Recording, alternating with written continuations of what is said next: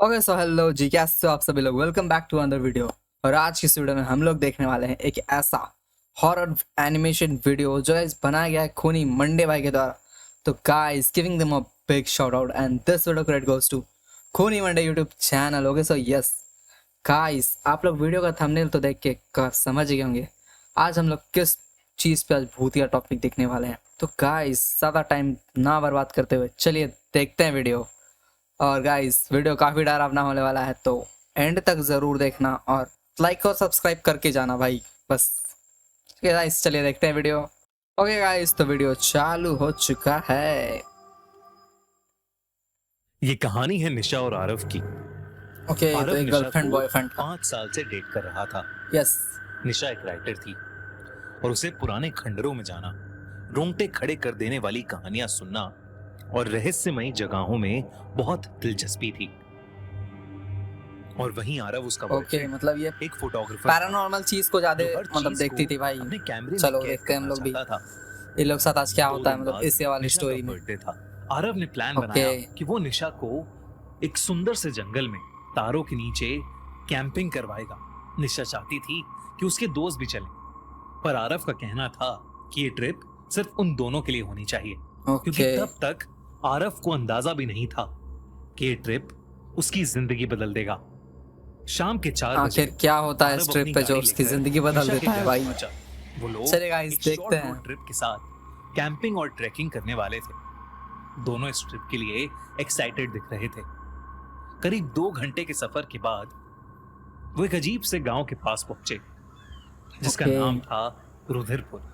जैसे रुधिरपुर। ही गाड़ी उस गांव के अंदर गाइस घुसी, गांव का नाम तुम लोग याद निशा रखो, का मन काफी हॉरर बेचैन सा हो गया। हॉन्टेड होने वाला है ये गांव। शाम के सिर्फ 6 बज रहे थे, पर ऐसा लग रहा था कि मानो ओके गेट गांव पर में कुछ कोई लिखा नहीं हुआ है, शायद वो तेलुगु में लिखा हुआ है। तो चलिए गाइस आगे देखते हैं।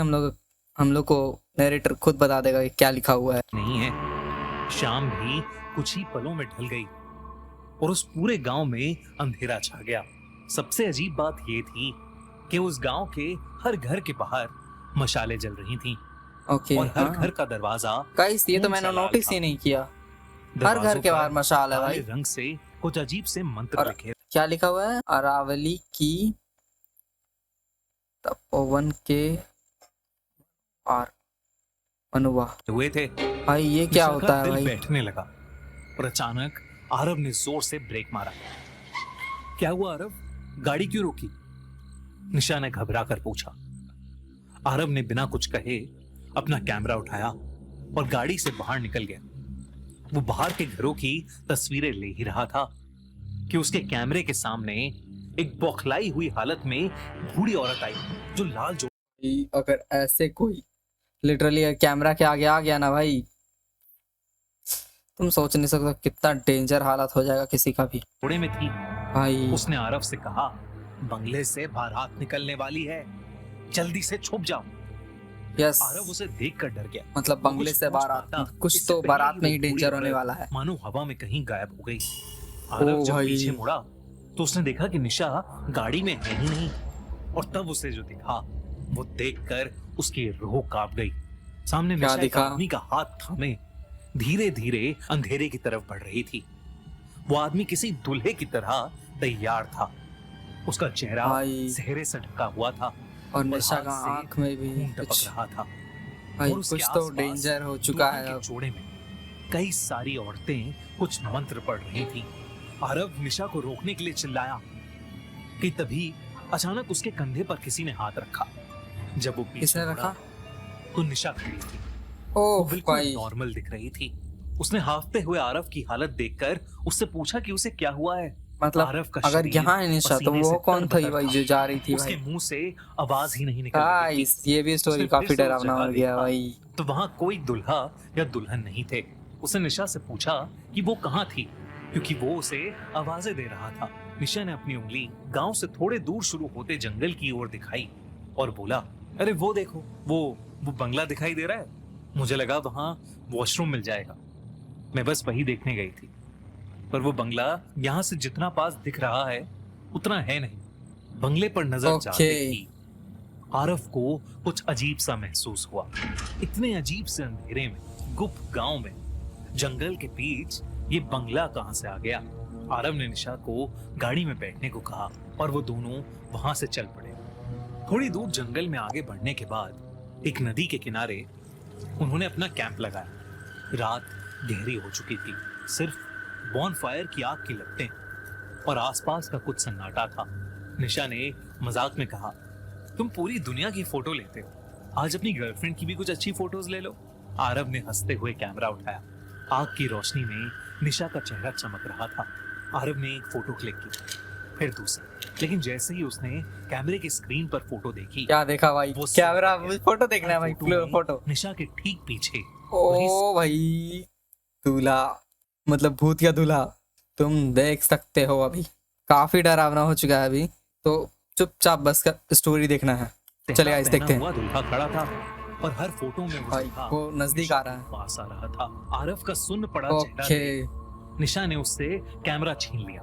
निशा ने फोटोज देखी और एकदम से खुश हो गई। फोटोज काफी सुंदर आई थी। अब उसमें कोई दूल्हा नहीं दिख रहा था। आरव भाई। बेचैन हो चुका था। तो और दूल्हा निशा गया को खुश कहाँ? देखकर उसने कुछ नहीं कहा। शायद वो आरव की दूल्हा, आंखें उसे जो दिखा रही थी तुम उस पर सोच उसका सकते हो, दिमाग मैं बोलूंगा यकीन नहीं करना भाई। चाहता था। रात को टेंट में आरव को नींद नहीं आई। उसने फिर से कैमरा चेक किया। अब जैसे ही उसने गांव की वो तस्वीरें देखी, उसके होश उड़ गए। हर लाल दरवाजे के बाहर वो दूल्हा खड़ा था।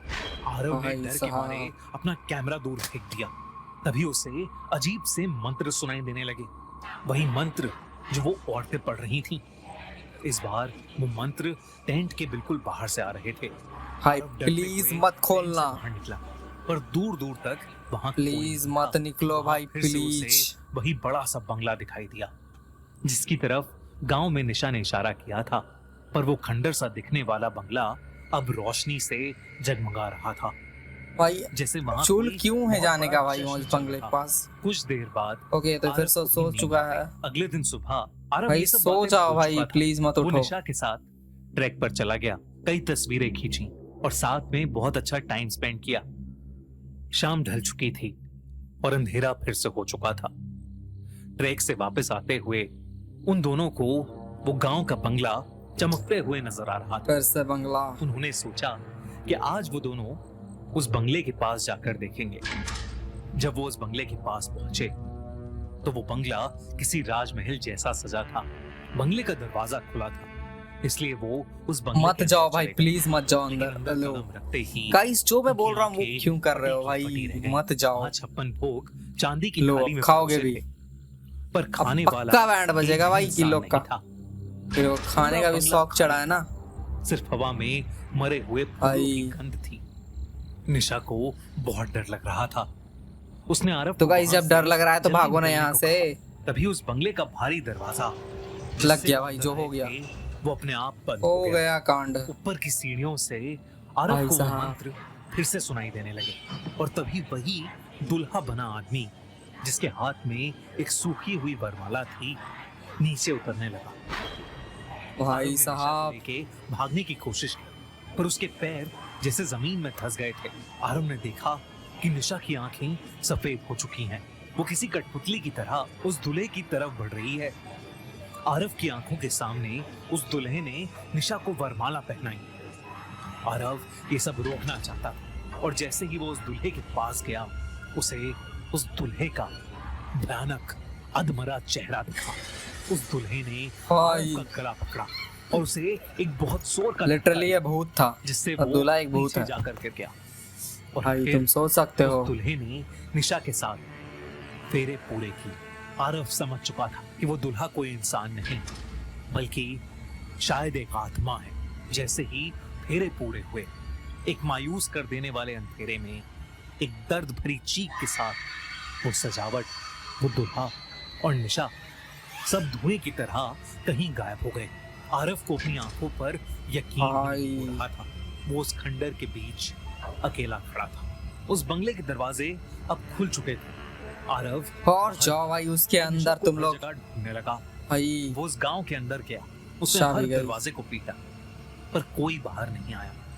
कुछ देर बाद उसे एक पेड़ के नीचे एक लाल साड़ी पहने बूढ़ी औरत दिखी। वो वही औरत थी जो एक दिन पहले उसके कैमरे के सामने आई थी। आरव उसे देखते ही उसके पैरों में गिर पड़ा। उसकी बात सुनकर उस बूढ़ी ओके। औरत ने बताया कि उस बंगले के अंदर एक वैशी शैतान था जिसे आरव ने फिर से जगा दिया है। उसने बताया कि सालों भाई पहले साहब। उस बंगले में एक बहुत ही घिनौना जमींदार था जो हर अमावस को एक नई लड़की के साथ जबरदस्ती शादी करके उसको पहली रात ही मार देता था और वो शैतान भाई को उसकी साइको था बलि भाई चढ़ाता वो। था ताकि वो काली शक्तियों से अमर बन जाए।